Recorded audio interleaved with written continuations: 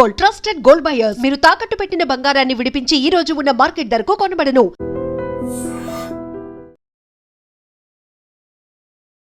నమస్తే, welcome to I dream news and నిజాలు. America, Israel సంయుక్తంగా ఇరాన్ మీద దాడి చేస్తూనే ఉన్నాయి. అది ఇప్పుడు 5th వీక్ కూడా కంప్లీట్ అయ్యే స్టేజ్కి వచ్చింది. డొనాల్డ్ ట్రంప్ డిఫరెంట్ స్టేట్మెంట్స్ అయితే ఇస్తున్నారు. అందులోనూ ప్రధానంగా రాతి యుగం స్టేజ్కి ఇరాన్ని తీసుకెళ్తాము అని. ఇరాన్ కూడా అంతే స్ట్రాంగ్గా కౌంటర్ ఇస్తుంది. మాది దాదాపుగా 6000 ఏళ్ల చరిత్ర ఉన్నటువంటి దేశం, మీది మహా అంటే 250 ఏళ్ల చరిత్ర మాత్రమే ఉంది, మేమేంటో ప్రపంచానికి తెలుసు అనేటువంటి మాటని ఇరాన్ కూడా గట్టిగా చెప్తోంది. నెక్స్ట్ ఏం జరగబోతోంది, ఎవరి స్ట్రాటజీస్ ఎలా ఉండబోతున్నాయి? మనతో పాటుగా ఉన్నారు సీనియర్ జర్నలిస్ట్ సురేష్ కొచ్చాతి. సార్ నమస్కారం. సో ఇప్పుడు కాదు మాట్లాడుకుంటోంది, తవ్వి తీస్తోందంతా హిస్టరీని తీసుకుంటున్నారు. ఎవరి హిస్టరీ గొప్ప, ఎవరు చాలా గ్రాండ్గా ఉన్నారు, చాలా రిచ్నెస్ ఉన్నారు అంటే అన్నిటికంటే మేమే టాప్ అని ఇరాన్ చెప్తోంది. ఏం జరుగుతోంది సార్ అసలు? ప్రెసిడెంట్ ట్రంప్ మొన్న వాళ్ళ ఈస్టర్న్ టైం 8 PM రాత్రి, మన మార్నింగ్ 6:30 మన వైపు ఆయన ఒక స్పీచ్ ఇచ్చారు. అప్డేట్ ఆన్ ద వార్ అన్నారు. నాకు కూడా కన్ఫ్యూజన్ ఉండే, ఈస్టర్న్ టైం 9 PM లేకుంటే 8 PM. లాస్ట్లో 4:30 నుంచి మేల్కున్నాను, ఈయన స్పీచ్ వినాలి కదా అని చెప్పి. యాక్చువల్లీ టైం వేస్ట్ చేసుకున్నాను నేను. కొత్తది ఏం చెప్పలేదు ఆయన. ఆయన దగ్గర ఉన్న పాత సోషల్ మీడియా పోస్ట్ అని తీసి కంబైన్ చేసి ఒక స్పీచ్ తయారు చేశారు. ఇన్ఫ్యాక్ట్ అక్కడున్న చాలా మటుకు అమెరికన్ న్యూస్ ఛానల్స్లో దాంట్లో ఉన్న కామెంటేటర్స్ ఏం అడిగారంటే, ఎవర్రా ఈ స్పీచ్ రాసినోడు అని ఒకసారి కలవాలి మేమని చెప్పేసి. ఎందుకంటే టోటలీ ఇన్కహరెంట్. ఒకటి, ట్రంప్ బాడీ లాంగ్వేజ్, ఆయనకి ఏదో మెడికల్ కండిషన్ ఉంది. ఆయన మీరు చూసుంటారు, ఆయన బాడీ కంప్లీట్గా ఒక వైపు ఇట్లా వెళ్ళిపోతారు. రెండవది, ఈ చాలా మటుకు హెరాస్ లాగా కనిపిస్తారు మీకు. సో 2-3 బాడీ లాంగ్వేజ్ ఎక్స్పర్ట్స్ కూడా దాంట్లో ఉన్నారు డిబేట్స్లో అక్కడ యుఎస్ ఛానల్స్లో. వాళ్ళు ఏమంటున్నారంటే, ఇది టిపికల్ ఓల్డ్ ఏజ్లో డెమెన్షియా వచ్చే స్టేజ్కి వచ్చేసారు ట్రంప్ అని. ఎనీవే, దట్ మెడికల్ కండిషన్ మనం పక్కన పెడతాం. Even Joe Biden was no better. ఆయన కూడా లాస్ట్ స్టేజ్లో చాలా మటుకు ఆయనకి ఇక్కడ వెళ్తున్నాడు అక్కడ వెళ్తున్నాడు నాకు తెలియదు. అక్కడ ఎవరు లేనప్పుడు కూడా ఇట్లా షేక్ హ్యాండ్ చేశారు, ఒకసారి గుర్తుంటుంది మీకు.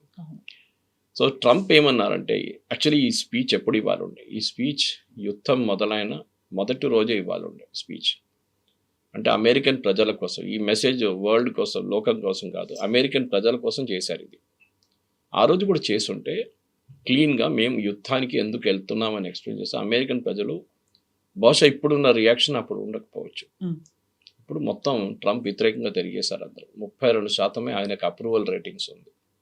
అది కూడా మోస్ట్లీ ఆయన మ్యాగా క్రౌడ్ అండ్ రిపబ్లికన్స్. దాంట్లో ట్రంప్ ఏం చెప్పారంటే, యుద్ధానికి మనం వెళ్ళిన దానికి రెజీమ్ చేంజ్కి సంబంధం లేదు, ఫస్ట్ పాయింట్. కానీ మీరు ఫస్ట్ డే సెకండ్ డే చూసుకుంటే ఇరానియన్ లీడర్షిప్ అంటే అప్పుడున్న సుప్రీం లీడర్ని హతమార్చినప్పుడు ఏం చెప్పారంటే, రెజీమ్ చేంజ్ వస్తుంది, నేనే ఇంటర్వ్యూ చేస్తాను క్యాండిడేట్ని, నేను ఎవరిని కావాలంటే వాళ్ళని అక్కడ కూర్చోబెడతాను అని చెప్పారు ట్రంప్. ఇప్పుడేమైంది? మీరు అంటున్నారు రెజీమ్ చేంజ్ లేదంటున్నారు. మళ్ళీ మీరు ఎందుకు వెళ్ళారు ఇరాన్కి? మీరే కదా అక్కడ ఉన్న ప్రజల దగ్గర చెప్పారు, మీరందరూ రోడ్డు మీదకి రండి, మీరందరూ ప్రొటెస్ట్ చేయండి, help is on the way అని చెప్పారు. ప్రెసిడెంట్ ట్రంప్ అదే స్పీచ్లో అన్నారు, 45,000 మందిని అక్కడున్న ఇరానియన్ నేషనల్ గార్డ్ కానీ, రెవల్యూషనరీ గార్డ్స్ కానీ, బసీజ్ ఫోర్స్ వీళ్ళందరూ కలిసి చంపేశారని చెప్తున్నారు. 45,000 మంది ఇరానియన్ ప్రజలు. దానికన్నా 3 రోజుల ముందు ఇంకొక ప్రైవేట్ ఈవెంట్లో మాట్లాడుతూ ఇదే నంబర్ అయినా 35,000 అన్నారు. అంటే ఒక వారం లోపల 10,000 నంబర్లు పెంచేసిండు ఆయన. అక్కడే ఆయన మెంటల్ స్టేట్ మీకు అర్థమవుతుంది.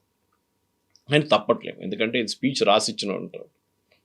ఇంకోటి, ప్రెసిడెంట్ ట్రంప్ ఏం చేశారంటే, నేను అక్కడ వెళ్ళింది అంటే యుఎస్ గవర్నమెంట్ వాళ్ళ ఆర్మ్ ఫోర్సెస్ అక్కడ పంపించింది, ఆర్మ్ ఫోర్సెస్ పంపించి నెలనే అవుతుంది, 32 రోజులు అవుతుందని చెప్పారు అప్పటికి. దెన్ ఈ స్టార్టెడ్ కంపేరింగ్ ఫస్ట్ వరల్డ్ వార్లో ఎన్ని సంవత్సరాలు పట్టింది, సెకండ్ వరల్డ్ వార్లో ఎన్ని సంవత్సరాలు యుఎస్కి పట్టింది, ఇరాక్ వార్లో ఎంత టైం తీసుకున్నారు, కొరియన్ వార్లో ఎన్ని సంవత్సరాలు పోరాడారు, లాస్ట్లో వియట్నాం వార్ గురించి చెప్పారు.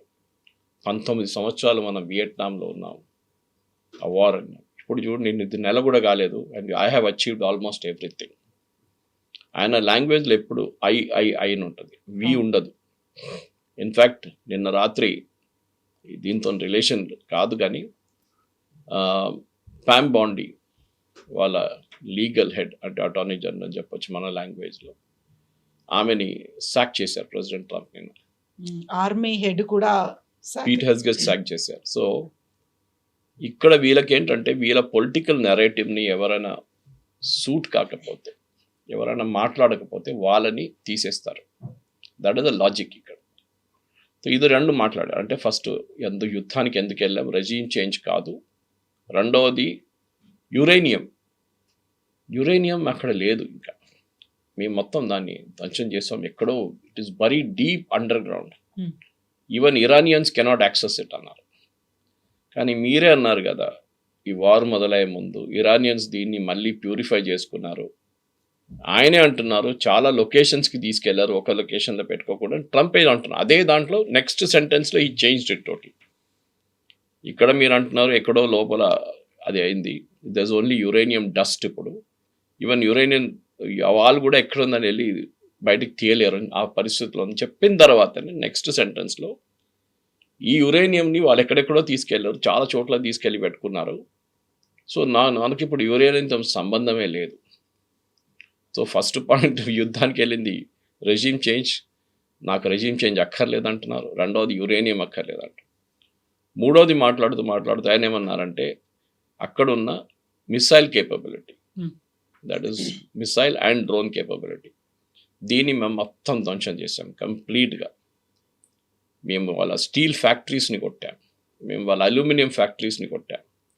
నిన్న ఆఫ్టర్ ప్రెసిడెంట్ ట్రంప్ స్పీచ్ తర్వాత కొన్ని గంటల తర్వాతనే ఇరాన్లో ఉన్న తెహరాన్లో ఉన్న చాలా పాత 104-year-old పాస్టర్ ఇన్స్టిట్యూట్ ఒకటి ఉంది, మెడిసిన్ది. అక్కడ వ్యాక్సిన్ మ్యానుఫ్యాక్చరింగ్ చాలా జరుగుతుంది. ఆ వ్యాక్సిన్ మ్యానుఫ్యాక్చరింగ్ ఫెసిలిటీని నిన్న సాయంత్రం దాకా కొట్టేశారు యుఎస్. ఏం చేస్తారు అక్కడ అంట అర్థం కావట్లేదు. ఏం ఆర్మీ వాళ్ళ కోసం స్పెషల్ వ్యాక్సిన్స్ తయారు చేస్తారా, లేకుంటే నర్వ్ గ్యాస్ తయారు చేస్తున్నారు, ఏదైనా ఒక ఎక్స్క్యూజ్ వస్తుంది. 104 సంవత్సరాల పాత ఉన్న ఒక ఫెసిలిటీని కొట్టడం ఏంటని అర్థం కాదు. It's war crime actual. Then he said Iran surrender కాకపోతే మేము ఇరాన్లో ఉన్న ప్రతి ఎలక్ట్రిసిటీ ప్లాంట్ని కొడతాం, అది కాకుండా వాళ్ళ మేజర్ ఇన్ఫ్రాస్ట్రక్చర్ ప్లాంట్ని కొట్టాం. చెప్పినట్లనే నిన్న రాత్రి ప్రెసిడెంట్ ట్రంప్ ఆయన ట్రూత్ సోషల్ మీద ఒక వీడియో రిలీజ్ చేశారు. అక్కడ ఒక బ్రిడ్జ్ మీద కొట్టారంట. మీకు స్టార్టింగ్లో చెప్పాను చూడండి, ఎస్టర్డే వాజ్ నవరోజ్. ఆ బ్రిడ్జ్ మీద చాలామంది వాళ్ళ కార్లలో చాలా చోట్లకి వెళ్తున్నారు. ఆ టైంలో బాంబ్ చేశారు దాన్ని. పార్సీస్ న్యూ ఇయర్ అదే దాంతో అక్కడ ఉన్న డబుల్ ట్యాప్ బాంబింగ్ జరిగింది. మీరు ఆ స్కూల్ ఇన్సిడెంట్లో అదే జరిగింది. ఫస్ట్ డేలో బాంబింగ్ జరిగినప్పుడు ఆల్మోస్ట్ అప్పుడు 60+ 160 పిల్లలు చనిపోయారు. డబుల్ ట్యాప్ బాంబింగ్ ఏమవుతుందంటే ఫస్ట్ మీరు ఒక బాంబు వేస్తారు, ఏంగానే మొత్తం ధ్వంసం అవుతుంది. చాలామంది పరిగెత్తుకుంటూ వస్తారు, రెడ్ క్రాస్ వాళ్ళు వీళ్ళు, వాళ్ళ దాంట్లో రెడ్ క్రెసెంట్ అంటారు వాళ్ళు, అందరు పోలీసు వాళ్ళు అందరు వస్తారు. ఈ ఎవరైనా విక్టిమ్స్ ఉంటే వాళ్ళకి బయటికి తీయడానికి. అదే టైంలో ఒక ½ అన్ అవర్ తర్వాత వీళ్ళందరూ అక్కడ గ్యాదర్ అయినప్పుడు రెండో బాంబు వచ్చి కొడతారు. దాంతో రెస్క్యూ చేయడానికి వచ్చిన వాళ్ళు కూడా చనిపోతారు. నిన్న అదే జరిగింది. ఆలోచించండి, అక్కడున్న మనుషులు పాపం అందరు కార్లలో వాళ్ళు వీళ్ళు రివర్లో పడిపోయారు. చాలా వాళ్ళని తీయడానికి వచ్చిన వాళ్ళ మీద మళ్ళీ దాడి చేశారు. అప్పుడు అక్కడ ఉన్న ప్రజలకి ఎంత కోపం వస్తుందో ఆలోచించండి. నిన్నదాకా ప్రెసిడెంట్ ట్రంప్ మిమ్మల్ని సపోర్ట్ చేస్తామని చెప్పిన ప్రెసిడెంట్ ట్రంప్ ఇవాళ అక్కడ ప్రజల మీద బాంబింగ్ చేస్తున్నారు. It's war crime. మీరు ఇంటర్నేషనల్ వార్ క్రైమ్లో వస్తుంది. మీరు మిలిటరీ ఇన్స్టలేషన్ మీద దాడి చేయండి, ఎవరు వద్దన్నట్లేదు. లేదు ఆ బ్రిడ్జ్ IRGC వాడుకుంటున్నారు, ప్రజలు వాడుకుంటారు, ఆర్మీ వాడుకుంటారు, అందరూ వాడుకుంటారు అంటే మీరు బ్రిడ్జ్ని కొట్టేస్తారా వెళ్ళి? రేపు హైపోథెటికలీ ఇప్పుడు వీళ్ళేమన్నారంటే గల్ఫ్లో ఎక్కడైనా మేజర్ బ్రిడ్జెస్ వాళ్ళు ఒక లిస్ట్ ఇచ్చారు, 8 నుంచి 9 బ్రిడ్జెస్. ఒకటి చాలా crucial, Bahrain connecting to Dammam. Okay, that is the bridge which has a link to go to Saudi Arabia Bahrain నుంచి. ఇప్పుడు కూడా బహ్రెయిన్ దాన్ని వాడుతున్నారు చాలా మటుకు, ఎందుకంటే గల్ఫ్ ఎయిర్ ఆపరేట్ చేయట్లేదు. ఆ రోజు బహుశా నా కూతురు గురించి చెప్పాను మీకు, అదే బ్రిడ్జ్ యూజ్ చేస్తారు వాళ్ళు. దట్ బ్రిడ్జ్ నౌ ఇరాన్ ఏమంటున్నారు, మేము దాన్ని బాంబ్ చేయబోతున్నాం అని చెప్తున్నారు. UAEలో ఉన్న దుబాయ్ని కనెక్ట్ చేసే ఒక మేజర్ బ్రిడ్జ్ ఉంది, అబుదాబీని కనెక్ట్ చేసే, అది కూడా మేము కొడతా అంటున్నారు. అది బహుశా ఈరోజు జరగచ్చు. జరిగితే చూడండి ఎవరికి నష్టం అండి, ఎవరికి నష్టం? ప్రజలకి. ఐదర్ అబుదాబీలో ఉన్న ప్రజలకో, లేకుంటే బహ్రెయిన్లో ఉన్న ప్రజలకో, ఇరాన్లో ప్రజలకు కూడా నష్టం జరిగింది. ప్రెసిడెంట్ ట్రంప్కి ఏం పోలేదు. ఆయన ఏం అనుకుంటున్నా అంటే, if they don't surrender after all this, నేను మళ్ళీ బాంబ్ చేస్తాను. మీరు ఎలక్ట్రిసిటీ ఇన్ఫ్రాస్ట్రక్చర్ మీద కొడితే it becomes a war crime again. ఆయన మీద ఇంటర్నేషనల్ లెవెల్లో వార్ క్రైమ్ చేయొచ్చు, కేసు పెట్టచ్చు ట్రంప్ మీద. కానీ ఆయన పట్టించుకోవట్లేదు ఎవరి మాట. పీట్ హెస్గెత్ వాళ్ళ సెక్రటరీ ఆఫ్ వార్, ఆయనే మీరు చెప్పారు చూడండి, ఈ సాక్ ద ఆర్మీ చీఫ్ జార్జ్. ఆలోచించండి, వాళ్ళ ఆర్మీ చీఫ్ని ద మిడిల్ ఆఫ్ యుద్ధం నడిమిట్లోనే మీరు ఆర్మీ చీఫ్ని సాక్ చేస్తున్నారు. దీనికన్నా ముందు కూడా మీకు గుర్తుంటుంది, చాలామందిని సాక్ చేశారు. అడ్మిరల్ లెవెల్ నుంచి సాక్ చేశారు, నేవీలో, ఎయిర్ ఫోర్స్లో చాలా సీనియర్ లెవెల్, ఎయిర్ మార్షల్ లెవెల్లో సాక్ చేశారు, ఆర్మీలో కూడా సాక్ చేశారు. వీళ్ళకి ఇప్పుడు ఒక ఎట్లయిపోయిందంటే, ప్రొఫెషనల్ ఆర్మీ అక్కర్లేదు మాకు, మా మాట ఎవరెవరు వింటారో వాళ్ళని మేము పెట్టుకుంటాం, మిగతా వాళ్ళని మేము తీసి పడేస్తాం. ఆ లాజిక్ వచ్చేసారు. అమెరికాలో కూడా ఇప్పుడు ప్రెసిడెంట్ ట్రంప్ వ్యతిరేకంగా చాలా మటుకు అక్కడ ప్రొటెస్ట్ నడుస్తుంది. మనం చూసాం, నో కింగ్ ప్రొటెస్ట్ జరిగింది ఒకటి. రెండవది, అక్కడున్న అమెరికన్ కన్జ్యూమర్ డీజిల్ అంటే వాళ్ళ డీజిల్లో ఇప్పుడు ఆ డీజిల్ అంటే మోస్ట్ ట్రక్స్ వాడతారు, వాళ్ళు అక్కడ రైతులు వాడతారు ట్రాక్టర్ల కోసం, ఫార్మింగ్. $5 పడి అయిపోయినాయి, సెంట్ ఒక గ్యాలన్కి పెరిగింది $5కి, 3 నుంచి. పెట్రోల్ అంటే గ్యాస్ వాళ్ళది $2 per గ్యాలన్ నుంచి 3-4 చేరుకుంటుంది ఇప్పుడు. అక్కడ చాలా మటుకు వ్యతిరేకత. ప్రెసిడెంట్ ట్రంప్ నిన్న ఒక లాజిక్ చెప్పారు, అది మొన్న కూడా రిపీట్ చేశారు ఆయన. దాన్ని వాళ్ళేం చెప్పారంటే, ఈ నేటో కంట్రీస్ ఉన్నారు కదా, వీళ్ళందరూ యూజ్లెస్ ఫెలోస్. నేను హెల్ప్ అడిగినప్పుడు నాకు హెల్ప్ చేయలేదు, సహాయం చేయమంటే చేయలేదు, వాళ్ళ ఎయిర్ ఫోర్స్ బేస్ వాడనియట్లేదు నన్ను, స్పెయిన్ కానీ ఇటలీ కానీ వీళ్ళందరూ, నాకు వాళ్ళతో సంబంధం లేదు ఇప్పటి నుంచి అన్నారు. ఇంకో మాట అన్నారు, మీకు కావాలంటే స్ట్రెయిట్ ఆఫ్ హార్ముజ్ నాకు అక్కర్లేదు, అదంతా మీకు మీ వైపు వస్తున్న ఆయిల్ అక్కడి నుంచి వస్తుంది, మీరు కావాలంటే వెళ్ళి మీరే దాన్ని టేక్ ఓవర్ చేసుకోండి అన్నారు. ప్రెసిడెంట్ ట్రంప్ ఒక మాట మర్చిపోతున్నారు, 40% అమెరికాకు కావాల్సిన యూరియా ఫర్టిలైజర్ ఆ రూట్ నుంచి వస్తుంది, హీలియం ఖతార్ నుంచి వస్తుంది. మన దగ్గర కూడా ఎంఆర్ఐ ఏం చెప్తారు, స్కాన్స్ మన హాస్పిటల్స్లో డిలే అవుతుంది. మా ఫ్రెండ్ ఒకరు మొన్న హాస్పిటల్కి వెళ్తే ఎక్విప్మెంట్ ప్రాబ్లం అని చెప్పి ఆయన పంపించారు. ఆయన వచ్చి నా దగ్గర అన్నారు, సురేష్ గారు ఇట్లా అది స్కాన్ కాలేదు, సో మీరు వచ్చేసేయండి స్టూడియోకి అన్నారు. నేను చెప్పి ఎందుకు ఏమైందని అడిగితే, లేదు అది ఎక్విప్మెంట్ ప్రాబ్లం వచ్చింది. అప్పుడు చెప్పాను, ఒకసారి ఫోన్ చేసి అడగండి హీలియం గ్యాస్ ఉందా అని అడగమని. Helium is a very crucial compound, దాంట్లో సూపర్ మ్యాగ్నెట్స్ ఉంటుంది ఎంఆర్ఐలో, దాన్ని కూల్ చేయడానికి హీలియం యూజ్ చేస్తారు. ఆ హీలియం అనే గ్యాస్ చాలా మటుకు ప్రొడ్యూస్ చేస్తుంది ఖతార్. సో అన్ని ఫీల్డ్స్ లో కూడా ఇంపాక్ట్ అనేది కనిపిస్తుంది. ఇప్పుడు ఈ హెల్త్ సెక్టార్ కూడా వచ్చేసింది. నాట్ జస్ట్ హెల్త్గా ఒక్కటే కాదు కవిత గారు, మన చిప్స్ తయారు చేస్తారు, సూపర్ చిప్స్, అది దాంట్లో వాడతారు, సెమీ కండక్టర్స్లో హీలియం వాడతారు. ఇప్పుడు ఆలోచించండి ఇంపాక్ట్. మనం ఆయిల్ గురించి ఆలోచిస్తాం, ఆయిల్ మీరు ఎక్కడి నుంచి తెప్పించుకోవచ్చు. అర్జెంటీనా ఆఫర్ చేస్తున్నారు, ఇటు ఆఫ్రికా నుంచి ఆఫర్ చేస్తున్నారు, నైజీరియా ఆఫర్ చేస్తున్నారు భారతదేశానికి, చాలా దేశాలు ఇస్తారు ఆయిల్. మీకు ఆయిల్ ప్రాబ్లం ఉండదు. ప్రెసిడెంట్ ట్రంపే అంటున్నారు, నేటో దగ్గర మీద 2 ఆప్షన్స్ ఉన్నాయి, ఒకటి మా దగ్గర నుంచి కొనుక్కోండి, మా దగ్గర చాలా ఆయిల్ ఉంది, లేదో 2 మీరే వెళ్ళి స్ట్రెయిట్ ఆఫ్ హార్ముజ్ని తీసుకొచ్చేసాడు. ఈ చెప్పిన ట్రంపే, నేను ఒక లాజిక్ ఇస్తాను, అది నిన్న రాత్రి నేను కొంతమంది అడిగితే ఆన్సర్ ఇవ్వలేకపోయారు వాళ్ళు. మీరు అంటున్నారు మీ దగ్గర ఆయిల్ మీకు 100% సెల్ఫ్ సఫిషియన్సీ ఉంది, which is correct. Shale oil use చేస్తారు, షేల్ ఆయిల్ డ్రిల్ చేస్తారు. చేసినప్పుడు మీ దగ్గర ఆయిల్ రేట్స్ ఎందుకు పెరుగుతుంది? ఆయిల్ రేట్స్ పెరుగుతుంది, గల్ఫ్ నుంచి బయటకు వచ్చి ఆయిల్ రావట్లేదని చెప్పి అదెవరెవరు యూజ్ చేస్తున్నారు, వాళ్ళ కోసం రేట్ పెరిగింది. మళ్ళీ మీ దగ్గర ఉన్న ఆయిల్ మీరే డ్రిల్ చేస్తున్నారు, మీ దగ్గర రిఫైన్ చేస్తున్నారు, మళ్ళీ మీరెందుకు పెంచుతున్నారు రేట్? మీరెందుకు $5 డీజిల్ పర్ గ్యాలన్ పెట్టారు, $4 ఎందుకు గ్యాస్ పెట్టారు, పెట్రోల్ పెట్టారు? ఇది వాళ్ళు ఆన్సర్ చేయలేకపోతే అమెరికన్ ప్రజలు కూడా ఇదే అడుగుతున్నారు. ఇంటర్నేషనల్ లెవెల్లో పెరిగింది ఓకే, బట్ మన గ్యాస్ మనదే కదా. అంటే ప్రెసిడెంట్ ట్రంప్ సపోర్టర్స్ ఉన్నారు చూడండి, మెయిన్ ఫండింగ్ చేసేటప్పుడు వాళ్ళు దీంట్లో ఉన్నారు. వాళ్ళ కోసం ప్రెసిడెంట్ ట్రంప్కి వాళ్ళు డబ్బులు పెట్టారు, మెలానీ మూవీ మీద డబ్బులు పెట్టారు, బాల్ రూమ్ కోసం చేశారు, ఆయన క్యాంపెయిన్ కోసం డొనేట్ చేస్తారు. దానికోసం ప్రెసిడెంట్ ట్రంప్ మొన్న తెలియకుండా ఒక స్టేట్మెంట్ ఇచ్చారు ఒక వారం ముందు, ఆయిల్ ప్రైసెస్ పెరిగితే మంచిదే కదా, we can make a lot of money అన్నారు. Who is this we? ఈ oil companies, US oil companies. ఇప్పుడు ఈయన చెప్తున్న మాటకి ప్రతి మాటకి ఆయనకి ఒక ఆర్గ్యుమెంట్ ఉంటుంది. We're the best army in the world, వాళ్ళ ఇరానియన్ నేవీని మొత్తం ధ్వంసం చేస్తాం, ఎయిర్ ఫోర్స్ వాళ్ళ కేపబిలిటీ లేదన్నారు. విత్ ఇన్ మినిట్స్ ఆయన స్పీచ్ ఇచ్చిన అరగంట లోపలే ఇరాన్లో ఉన్న ఇజ్రాయెల్లో ఉన్న హైఫా పోర్ట్ని ఇరాన్ కొట్టారు. అప్పుడు కేపబిలిటీ ఉందా? ఇంకా ఉంది కదా. They still have the capability. In fact నిన్న ఇరానియన్ ఆర్మీ స్పోక్స్ పర్సన్ అన్నారు, మీకు తెలియదు మేము ఎక్కడెక్కడ తీసుకెళ్ళి దాచిపెట్టాము, మీరు ఊహించలేరు అంత కెపాసిటీ మా దగ్గర ఉందని. మేబీ హీఈస్ బ్లఫింగ్ బిట్, ఉండొచ్చు, ఒక 20% బ్లఫింగ్ ఉండొచ్చు, కానీ 80% కరెక్టే. వాళ్ళ దగ్గర కెపాసిటీ ఉంది. ఇంకా ఈ స్పీచ్ ఇచ్చిన తర్వాత స్టాక్ మార్కెట్ యాజ్ యూజువల్ పడిపోయింది, ఆయిల్ రేట్ పెరిగింది. దాని ఆపోజిట్ ఇంపాక్ట్ ఉండాలండే. ఈయన ఒక డెడ్ లైన్ ఇస్తే నేను వారం లోపల ఫినిష్ చేసేస్తాను, కాదు 2-3 వారాలు ఇంకా నాకు కావాలని చెప్పారు. ఈయన స్ట్రాటజీ ఏంటంటే కవిత గారు, ఇప్పుడు ఇరాన్ని బాంబ్ చేసి సరెండర్ చేయడానికి ప్రెషరైజ్ చేస్తున్నారు.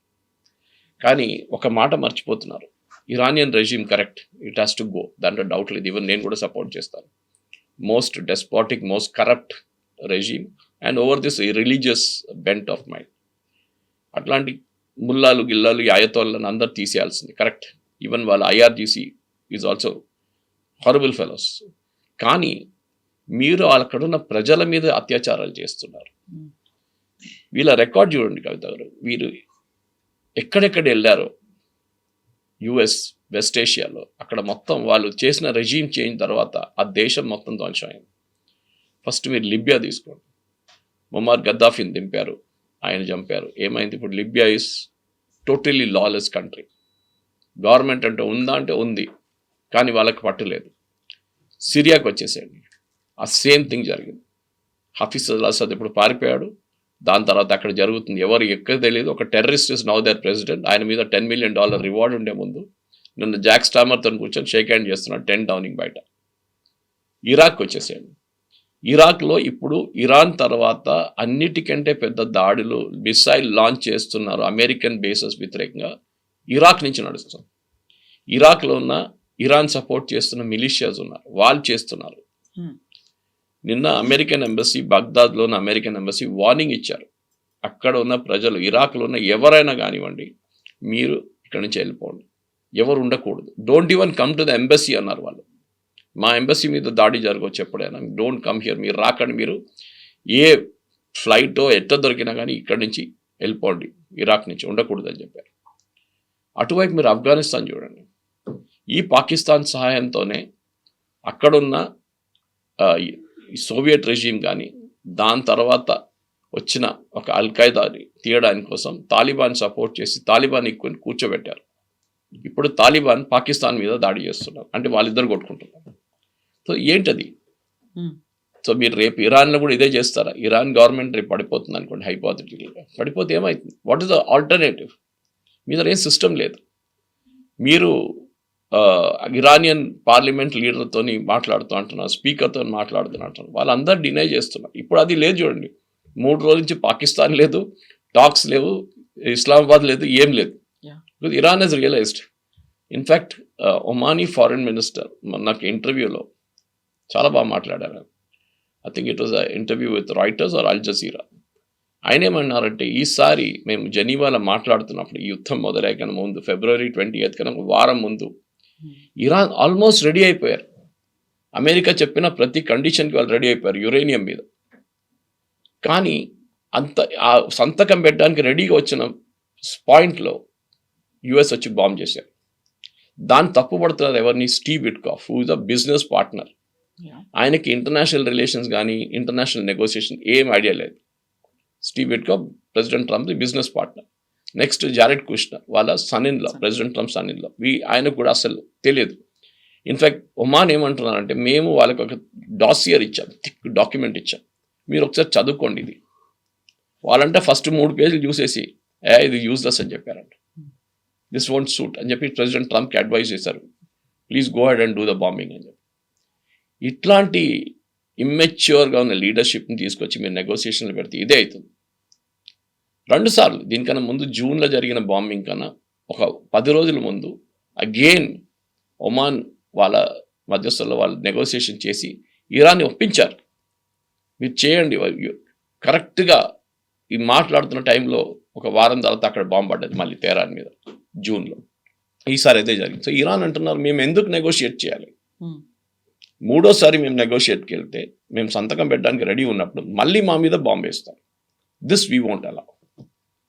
ఇది ప్రాబ్లం ఇక్కడ. సో ఇరాన్ ఏమంటున్నారు, ఇప్పుడు మా దగ్గర జరిగిన నష్టాలు మీరు కట్టండి, ఆ డబ్బులు మాకు ఇవ్వండి. మీరు ఇవ్వకపోతే స్ట్రేట్ ఆఫ్ హార్మోస్ నుంచి బయటికి వెళ్తున్న ప్రతి షిప్ మీద మేము టోల్ తీసుకుంటాం. దానికి కారణం ఏం చెప్తున్నారంటే, స్ట్రేట్ ఆఫ్ హార్మోస్ అనే కవిత గారు మనం చాలా మ్యాప్లు చూసాము. పర్షియన్ గల్ఫ్ నుంచి మొదలై దుబాయ్ దగ్గర నుంచి వచ్చి ఇరాన్ వైపు వెళ్ళి గల్ఫ్ ఆఫ్ ఒమాన్కి వెళ్ళిపోతుంది. ఈ హార్మోస్ అని చెప్పి ఆ పాయింట్ టెరిటోరియల్ వాటర్స్లో వస్తుంది, ఇరాన్ టెరిటోరియల్ వాటర్స్లో వస్తుంది. అంటే వాళ్ళ ఏం చెప్తారు ఎకనామిక్ జోన్లో వస్తుంది అది. నెక్స్ట్ ఒమాన్ ఎకనామిక్ జోన్లో వస్తుంది. ఇరాన్ ఏమంటున్నారు, ఇది మా ఎకనామిక్ జోన్, ఒమాన్ ఎకనామిక్ జోన్లో వస్తుంది. సో అక్కడి నుంచి వెళ్ళే ప్రతి షిప్ మీద మాకు అధికారం ఉంది, మేము ఏం చేసుకుంటాము, మేము బాంబు వేయడం తప్పు, కానీ మేము డబ్బులు తీసుకోవాలంటే తీసుకుంటాం, మేము you have every right to take it అంటున్నారు. ఇది ఇప్పుడున్న పరిస్థితి. ఇక ఈ వారం లోపల 10 రోజులు ఏం జరుగుతుంది అనేది మనం ప్రెడిక్ట్ చేయలేము. ఇప్పుడు మళ్ళీ హిస్టరీ దాకా వెళ్తున్నారు, నేను రాతి యుగానికి తీసుకెళ్తాను ఇరాన్ని, ఆ స్టోన్ ఏజ్కి తీసుకెళ్తాను అనేది. బట్ ఇరాన్ మాత్రం అంతే స్ట్రాంగ్ కౌంటర్ ఇస్తుంది. మీద ఆఫ్టర్ ఆల్ 250 years హిస్టరీ, మా 6000 years ఓల్డ్ హిస్టరీ ఉంది, ఒక ఏన్షియంట్ హిస్టరీ ఉంది, ఫస్ట్ దాన్ని తెలుసుకోండి అనేది. సో అప్పటి నుంచి వీళ్ళ మీద ఇంకెవరు అటాక్ చేయలేదు, ఎవరు కాంకర్ చేయలేదు. ప్రతిసారి కూడా ఇరాన్ అలాగే స్టాండింగ్ టాల్ స్ట్రాంగ్గా ఉంది. కరెక్ట్. ఈ హిస్టరీని తవ్వుకుంటూ వెళ్తూ ఉంటే ఎవరెంత బలము, ఎవరికెంత సూపర్ పవర్ ఉంది, ఎవరెంత ఆధిపత్యం చేసుకోవచ్చు అనేది చూస్తున్నారా? ప్రపంచ దేశాలకు అయ్యే ఇంపాక్ట్ గురించి ఆలోచించట్లేదా? ప్రెసిడెంట్ ట్రంప్కి ఏంటంటే I me my self attitude ఉంది అక్కడ. అది సైకాలజీలో పెద్ద ఒక సబ్జెక్ట్. అది నాసిజం, క్లోజ్గా నాసిజం అంటే నేనే, మిగతా ఎవ్వరు పనికిరారు. కొంతమంది ఉంటారు అట్లా, మన జీవితంలో కూడా చాలామంది కలుస్తాం అన్నట్టు. I'm the most important person, మిగతా అందరు యూజ్లెస్. ప్రెసిడెంట్ ట్రంప్కి ఇదే ఉంది. దానికోసం చూడండి, మా best army in the world, best navy in the world, best air force in the world. మళ్ళీ అక్కడ నెక్స్ట్ మూమెంట్ కాగానే ఇరాన్ ఒక మిసైల్ కొడతారు. అంటే మీ దగ్గర మీ కెపాసిటీ లేదు. ఇన్ఫ్యాక్ట్ సౌదీ అరేబియా నిన్న ఒక మేజర్ స్టేట్మెంట్ ఇచ్చారు. సౌదీలో ఒక లీడర్, సీనియర్ పొలిటికల్ లీడర్, అనేమన్నారంటే, మేము యుఎస్కి మా దగ్గర బేసెస్ ఎందుకు ఇచ్చాం, మమ్మల్ని కాపాడుకోవడానికి. పెద్ద ఎయిర్ ఫోర్స్ బేసెస్ ఉన్నాయి, ఖతార్లో ఉంది, దుబాయ్లో ఉంది, అంటే యుఏఈలో ఉంది, బహ్రెయిన్లో వాళ్ళ నేవల్ ఫ్లీట్ ఉంది, 5th ఫ్లీట్. అది కాకుండా మీరు కువైత్లో ఉంది. ప్రతి గల్ఫ్ కంట్రీలో వీళ్ళకి ఒక బేస్ ఉంది. మేము వాళ్ళు ఎందుకు బేస్ పెట్టుకున్నారంటే, మా మీద ఎవరో దాడి చేస్తే మీరు వచ్చి మమ్మల్ని కాపాడుకోవాలి. Now it is not possible.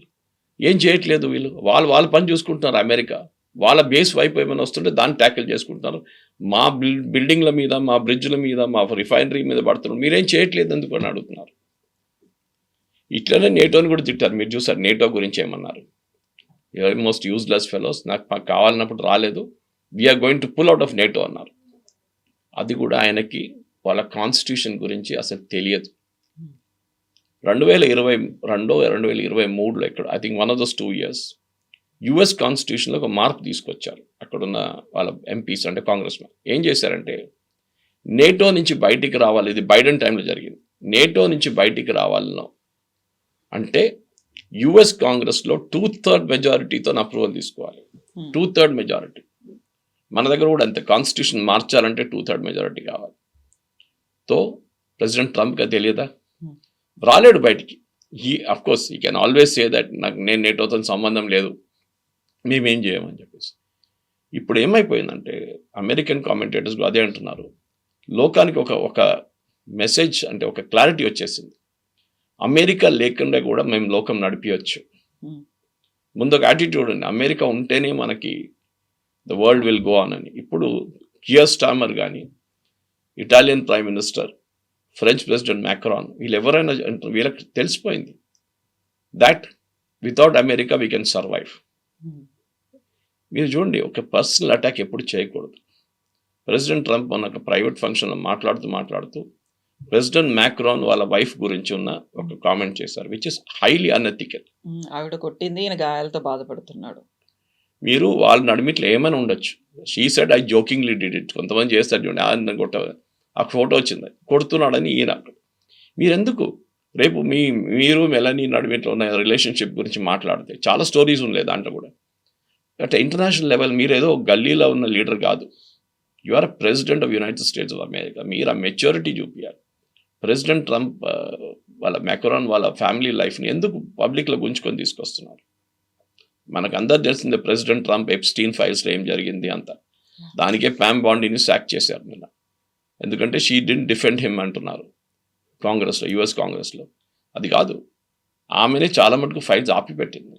ఇప్పుడు ఆమెను సుప్పెన చేసి పిలిపిస్తున్నారు టెస్టిఫై చేయమని చెప్పేసి. దాన్ని ఆపడానికి ఆమెతో రాజీనామా చేయించేశారు.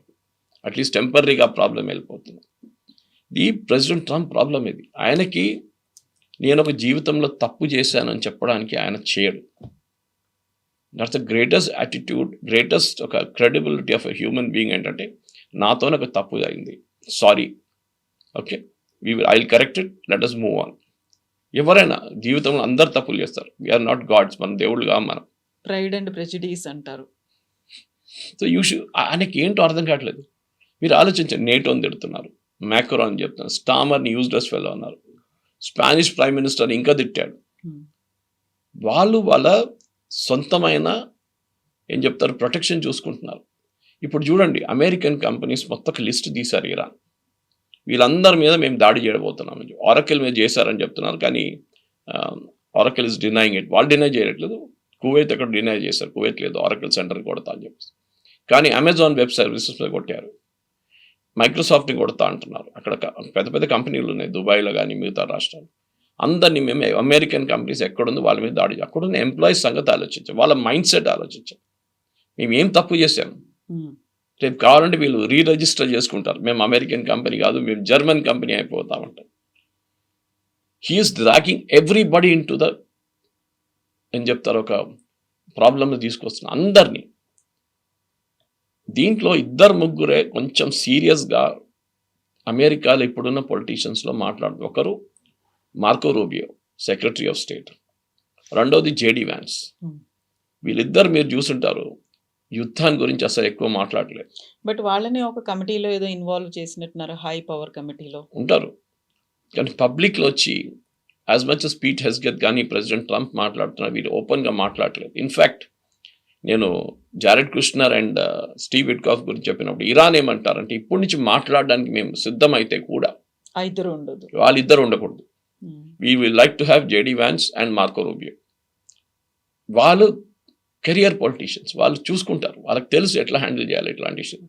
నెగోసియేషన్స్ అనేది మీరు పీయూష్ గోయల్ దగ్గర నుంచో వీళ్ళ దగ్గర నుంచి నేర్చుకోవాలి, మనం నేర్చుకోవాలి. అట్లీస్ట్ మన వైపు నుంచి డిఫెన్స్ ఇప్పుడు 3 డీల్స్ సైన్ చేయబోతున్నాం మనం, ఇంత గొడవ నడిమిట్లో కూడా. So how to conclude a negotiation, అది చాలా ఇంపార్టెంట్. చాలామంది ఉన్నారు, యుఎన్లో కూడా ఉన్నారు, ఎక్స్పర్ట్స్ ఉన్నారు నెగోషియేట్ చేయడానికి. మీరు కాకుండా ఈ ఇద్దరు అమెచ్యూర్స్ని పంపిస్తే ఇదే అవుతుంది ఆలోచన. ప్రతి దేశం మీద దీని ఇంపాక్ట్ జరిగింది కవిత గారు, మీరు చూస్తున్నారు, ప్రతి దేశం మీద. Africa has almost gone bankrupt. Nigeria దగ్గర వరల్డ్లో one of the best oil reserves ఉంది, వాళ్ళు కూడా ప్రాబ్లంలో ఉన్నారు in fight of having oil reserves వాళ్ళ దగ్గర కూడా. ఇక్కడ మీరు ఆఫ్రికన్ కంట్రీస్ చూడండి, మీరు ఆస్ట్రేలియా చూడండి, వాళ్ళ ఫ్యూయలే లేదంటున్నారు. న్యూజిలాండ్ అయితే బంద్ చేసి పడేశారంటున్నారు. ఇండోనేషియా వైపు సేమ్ ప్రాబ్లం. బంగ్లాదేశ్లో ఉన్న రిఫైనరీ కెపాసిటీ 10% నడుస్తుంది. ప్రతి దేశానికి ప్రాబ్లము. అన్విటింగ్లీ మీరు మీ ఈగో కోసం మొత్తం లోకంలో ఉన్న ఎకానమీని మొత్తం ధ్వంసం చేస్తారు. ఎంతమంది ఉద్యోగం పోతుందో మనకి ఇంకా తెలియదు, అది ఇంకా నెక్స్ట్ స్టెప్ వస్తుంది. ఇది ప్రెసిడెంట్ ట్రంప్ ఒక యుద్ధానికి దిగే ముందు ఆలోచించాలండే, దీని ఇంప్లికేషన్స్ ఏముంటుంది. నేను యుద్ధానికి వెళ్తే స్ట్రేట్ ఆఫ్ హార్మూజ్ బంద్ చేస్తే ఏం చేయాలి అది ఆలోచించలేదు. Now he saying strait of Hormuz is not my problem, అది you created the problem boss, మీరే క్రియేట్ చేశారు ఈ ప్రాబ్లం. ఇప్పుడంటే మీరు కావాలంటే మీరే చూసుకోండి. ఎందుకు ఇది మనం అడగాల్సింది. Somebody has to hold him responsible. అది వీళ్ళు నడిమిట్లా కావట్లేదు. అది ఏ రోజు చేస్తారో ఎట్లా చేస్తారో అనేది బహుశా ఇంకా నెక్స్ట్ ఒక 2 వారాలు తెలిసిపోవాలి. ఎందుకంటే మీరు ఎంత ట్రంప్ కూడా అంటున్నాడు ఇంకో 2-3 వీక్స్ చాలా భీకరంగా ఉంటుంది అనేది. అంటే ఇక్కడ ఎండ్ గేమ్ ఏంటి? మీరు ఇరానియన్ ప్రజల మీద బాంబు వేస్తే, ఇప్పుడు చూడండి తెహ్రాన్లో ఇవాళ పొద్దున కూడా బ్లాక్అవుట్ ఉంది. బ్లాక్అవుట్ ఎవరి మీద ఇంపాక్ట్ అవుతుంది? మీ ఇంట్లో ఉన్న ఒక రెఫ్రిజిరేటర్ మీద ఇంపాక్ట్ అవుతుంది. అక్కడ ఉన్న టెంపరేచర్స్కి ఏసీ లేకుండా మీరు బతకలేరు. హాస్పిటల్లో ఉన్న ఐసీయూలు పనిచేయవు, ఇంక్యుబేటర్స్ పనిచేయవు. ఎవరి మీద ప్రాబ్లమ్ వస్తుంది? ఇరానియన్ రెజీమ్ ఉన్నారు, మిలిటరీ వాళ్ళు ఉన్నారు, ఐఆర్జీసీ వాళ్ళు జనరేటర్ వాడుకుంటారు. నార్మల్ ప్రజల సంగతి ఏంటి? And they your turning against dum. మీరు ఎవరిని హెల్ప్ చేయాలనుకున్నారు ఇనీషియల్, వాళ్ళే మీ వ్యతిరేకంగా వచ్చేస్తున్నారు. ఇప్పుడు వాళ్ళు ఊరేగింపు ప్రొసెషన్ తీస్తున్నారు, మీ మీద స్లోగన్ షౌట్ చేస్తున్నారు, death to America, death to Israel అంటున్నారు. దాంట్లో అన్నిటికంటే స్మార్ట్ అయినది నెతన్యాహు. ఆయన పని చేసుకుంటే పోతున్నారు. నాకు ప్రెసిడెంట్ ట్రంప్తో సంబంధమే లేదు, నేను లెబనాన్లో కొడుతున్నాను, వాళ్ళు అక్కడే వాళ్ళ యుద్ధం నడుస్తుంది. ప్రెసిడెంట్ ట్రంప్ ఏమో ఆయన ఒక అడ్వైస్ తీసుకోరు, ఎవరి మాట చెప్తే మాట వినడానికి రెడీ లేరు. నేనే మీ మైసెల్ఫ్లో ఉన్నారు. ఈ వార్ అమెరికాకు చాలా పెద్ద డిజాస్టర్గా కాబోతుంది అనేది క్లారిటీ చాలా క్లియర్గా ఉందనుకో. ఎస్ సార్, చూద్దాం. రేపటికి 5th వీక్ కూడా కంప్లీట్ అవుతుంది, ఏం జరుగుతుంది? సినిమాలాగా అయిపోతుంది అనమాట. మన సినిమాలు చెప్తారంటే 6th grand week, 7th grand week అని, ఇది కూడా అదే అయిపోతుంది. అట్లా ఉంటుంది. Thank you sir, thank you so much.